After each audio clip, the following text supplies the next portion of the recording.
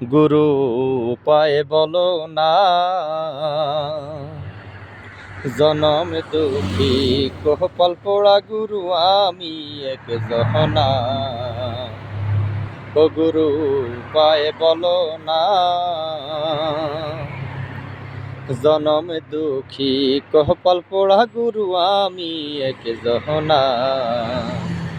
করে গিয়াছিলাম ভবের বাজারে,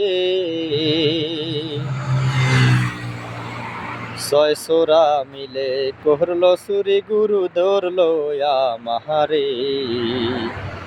হই আমি বিনা দোষে হইলাম দোষী গো, গুরু আমায় দিল জেলখানায়।